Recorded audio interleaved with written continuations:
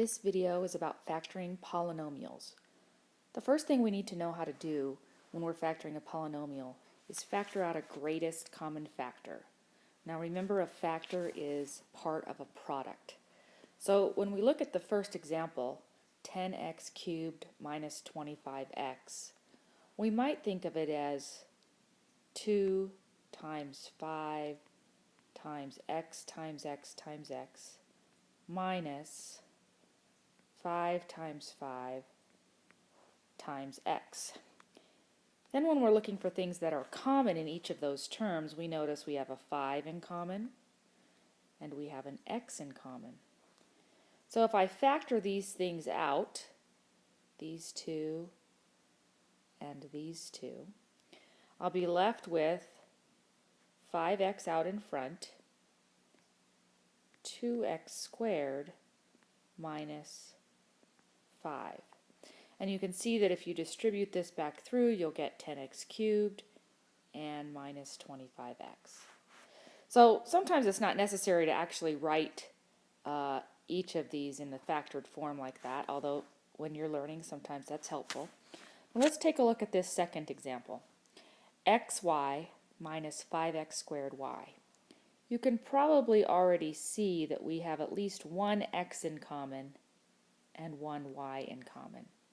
So we're going to factor out an xy. That's the greatest thing they have in common. And it kind of appears that if I factor or divide that out, that there will be nothing left. But remember, when I distribute it back through, I need to have that xy. So we're going to leave a 1 in its place. And of course, we'll be left with a 5. Remember, we're taking only one of these x's out, so we'll have 1x left. Again, you can check yourself. We would get xy minus 5x squared y. So that's how you factor out a greatest common factor.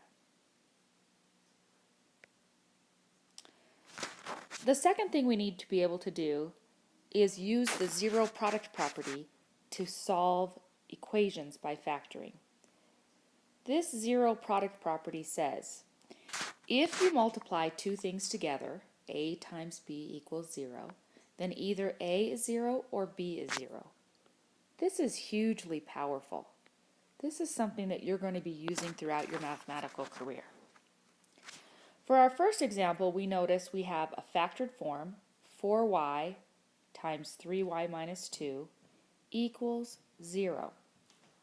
So we can say either 4y equals 0 or 3y minus 2 equals 0. And you can see that I now have two linear equations which we can solve. So y equals 0 or 3y equals 2, so y equals 2/3. For our second example, you'll notice that it is not in factored form. So using what we learned on the previous slide, the first thing you want to do is factor. And I'm hoping that you can see here that the numerical part, the greatest common factor would be 3. And we can also factor out an x, leaving us with, if we divide by 3x right here, we'll be left with x. And if we divide by 3x here, we'll be minus 2, still equal to 0. And here we have this factor, 3x times x minus 2 equaling 0. So we use our zero product rule. Either the first factor is equal to 0 or the second factor is equal to 0. So we get either x is 3 or x is 2. So we get two answers there. Sometimes we want to factor something that might have more than 2 or 3 terms, something like this one that has 4 terms. And you'll notice the first thing is that it it doesn't have anything in common to all four terms. There seems to be an x in common here and seems to be an a in common here, and that's exactly what we're going to do, is we're going to factor by grouping. So when we look at this and we look at this first piece, we say what's common to just those two, and we notice that it's an x, leaving an x minus 7. And then out of these next two, and you'll notice I circled that plus sign with it, I'm going to factor out a positive a, leaving x minus 7. Well, now you should notice that we have an x minus 7 in common, and we're going to pull that out in front, x minus 7, leaving this x plus a. And again, you can check and make sure that this is factored correctly by foiling it out and seeing that you get what you started with.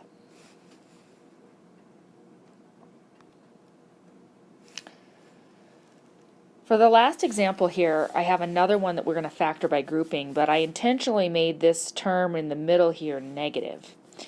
So when we do this, we want to factor these first two terms, and I hope that you can see we have a negative 3y in common. And if I factor out or divide out negative 3y, I'll be left with x